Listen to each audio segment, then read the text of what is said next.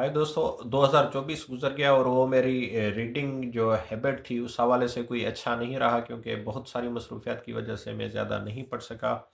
लेकिन 2025 का जो स्टार्ट है वो मैंने एक रीडिंग लिस्ट बनाई हुई है। मैं सोच रहा हूँ कि वो सारी इस साल अपनी पूरी करने की कोशिश करूँगा। उसमें फ़िक्शन, नॉन फ़िक्शन दोनों तरह की बुक्स शामिल हैं।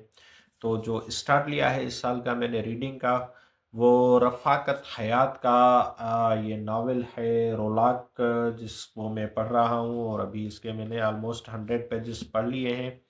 और इसके बाद मैं जो है इसको रिव्यू भी ज़रूर करूँगा। और ये काफ़ी ज़ख़ीम नावल है, जो है 670 सफ़ात पर मुश्तमिल तकरीबन ये नावल है।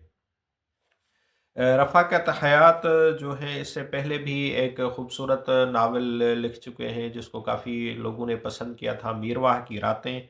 और ये जो है रफ़ाकत हयात का इस बुक में जो तारफ़ दिया गया है कि असल नाम रफ़ाकत अली और कलमी नाम रफ़ाकत हयात है। 13 अप्रैल 1975 को सिंध के ज़िला नौशहर व फ़ैरोज़ के मेहरापुर में पैदा हुए। और इसने 90 से जो है रावलपिंडी में क़याम के दौरान कहानियाँ वगैरह लिखने का आगाज़ किया था।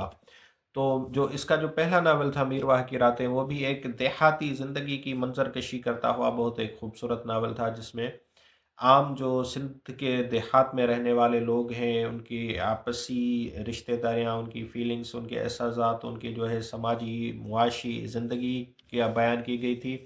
और इसी तरह अब तक जो ये नावल मैंने रोलाक पढ़ा है, तो इसमें भी एक ही गाँव छोटे से जो है एरिया की कहानी है जो बयान की गई है। तो अब आगे बढ़ेंगे, देखते हैं कि ये कहानी किस तरफ ले जाती है।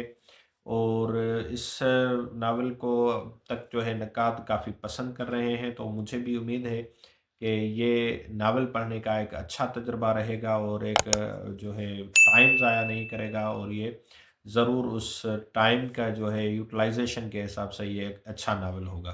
Thank you.